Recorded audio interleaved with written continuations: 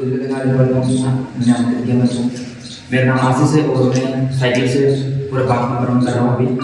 तो मैंने स्टार्टिंग की थी लगभग 2 साल पहले। तो शुरुआत से मैंने धार्मिक स्कूल की शुरुआत करी, फिर मैंने धीरे धीरे उसको बढ़ाया, फिर मैंने एजुकेशन भी लिया और अभी मैं अपनी जीवन की सबसे लंबी साइकिल राइड कर रहा हूँ, जिसमें 15 किलोमीटर किया है मैंने तय अभी। लगभग मेरे को 16 दिन मुझे 10 दिन मिलेंगे और आगे भी मैं ऐसे करता रहूँगा। तो इसका मेन मोटिव है कि यूज साइकिल से एनवायरमेंट और जिससे आप साइकिल यूज करें जहाँ सके तो आप इसमें भी रहेंगे।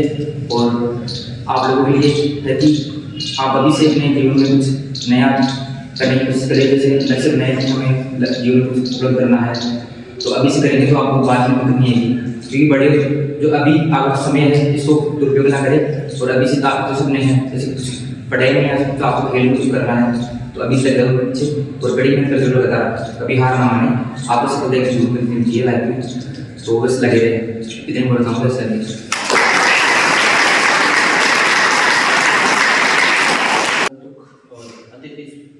जो है हमारे आशीष जी भैया है ना, मेरे तो मित्र हैं, उनके सुपुत्र हैं और प्रिय छात्र।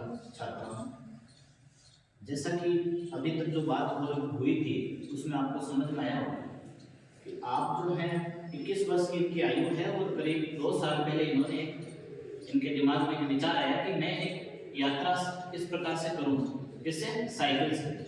हम देखते हैं कि आजकल बच्चे जो है मोटरसाइकिल चलाने में ज़्यादा जो है उत्सुक रहते हैं कि मैं मोटरसाइकिल सीखूं जल्दी से, है ना। तो मोटरसाइकिल एक शॉर्टकट, ठीक है। मोटरसाइकिल जब आप चलाते हो, पेडल लगाते हो, रेस खींचते हो तो आपके हाथों के अंदर एक करंट की तरह दौड़ता है, ठीक है ना।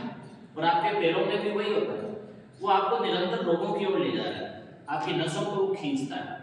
आपकी नसों के अंदर जो है कई प्रकार की बीमारियों को ऑटोमेटिक वो घुसा देता है। तो आज से 60-70 साल पहले जो है साइकिल एडिसन ने शुरू की थी। किस आविष्कार किसने किया था साइकिल? एडिसन तो बल्ब है, उसने बल्ब का किया। साइकिल का से नहीं करके मेक ऐसा कोई नाम था, उन्होंने साइकिल का जो है शुरुआत किया है। साइकिल में 2 पहिए होते थे। मानव के इतिहास में सबसे बड़ी खोज क्या है? आग से भी बड़ी खोज यदि कोई है तो वो है पहिया। क्यों है? क्योंकि पहिया जो है आपको एक जगह से दूसरी जगह तक लेके चला जाता है, बाकी आविष्कार अपनी जगह रहते हैं। ये एक ऐसी चीज है जो आपको हजारों लाखों किलोमीटर तक ले जा सकती है। सोच के देखो, ये बड़ी बात। तो ये भैया जो है साइकिल की यात्रा करते थे। अभी तक इन्होंने टोटल 12,000 किलोमीटर की यात्रा कर ली है। इनका वर्ल्ड रिकॉर्ड करीब 25,000 किलोमीटर का है। उसमें दूसरी चीज होती है यात्रा का जो है, आप एक जगह रहते हैं, जैसे आप अभी मेड़ता में रहते हैं तो मेड़ता के अंदर की जलवायु कैसी है, मेड़ता के लोग कैसे हैं, ठीक है। अब आप जैसे ही राजस्थान से थोड़ा आगे बढ़ेंगे, यूपी के अंदर जाएंगे तो आपको जो आदमियों के चेहरे हैं ना वो तो बिल्कुल आपके जैसे लगेंगे, लेकिन भाषा में चेंज रहते हैं। वहाँ से थोड़ा और आगे चलो, आप हिमाचल की तरफ चलो तो वहाँ के शरीर में लोगों की हाइट वगैरह में आपको फर्क लगेगा। वहाँ से और आगे चलो, आसाम की तरफ जाओ तो उनकी आंखें बिल्कुल चेंज मिलेंगी। यानी जैसे जैसे आप जाओगे शरीर के अंदर आप परिवर्तन पाओगे लोगों। तो ये यात्रा जो है ना वो बड़ी अद्भुत चीज है। राहुल सांकृत्यायन जो थे हिंदी के बहुत बड़े लेखक माने जाते हैं, एक बौद्ध दार्शनिक और संत हुए। शायद आपने कक्षा 9 में दासा की ओर नामक एक पढ़ा भी होगा। उन्होंने जीवन में बहुत सी यात्राएं की, जिसमें उन्होंने करीब 16 पुस्तकें भी रची।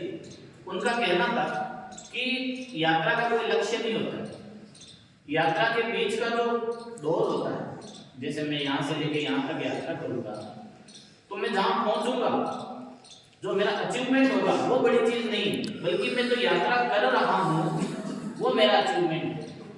तो भी आप केदारनाथ की यात्रा 16 किलोमीटर ऊपर पहाड़ के ऊपर तीर्थ स्थान है केदारनाथ। तो आजकल लोग हवाई जहाज से या उसे हेलीकॉप्टर से जाते हैं, लेकिन जो लोग उसकी राइडिंग करके जाते हैं, चढ़ाई करके वहां तक जाते हैं, उन लोगों को पता है कि वास्तव में यात्रा क्या है। रास्ते में बहने वाले झरने, ठंडी हवाएं, सुगंध वहाँ की, बहते हुए पानी की धाराएं, बड़े बड़े पत्थर, वहाँ की हरियाली, वहाँ के पेड़, वहाँ के पंछी, वहाँ के जानवर, जो भी चीजें आपको दिखाई देती है यात्रा के दौरान वो अद्भुत है, वो जीवन का सबसे बड़ा सुख है, सबसे बड़ा आनंद है।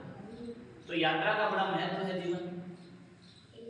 तो ये इस प्रकार का ये कार्य करते हैं। इन्होंने अपने जीवन को एक सही दिशा दी कि मुझे वहां तक जाना है। बहुत कम लोग होते हैं जो अपने जीवन के लक्ष्य को पहचान पाते हैं। अरमान सुन रहे हो ना? बहुत कम लोग ऐसे होते हैं जो अपने जीवन के लक्ष्य को पहचान पाते हैं।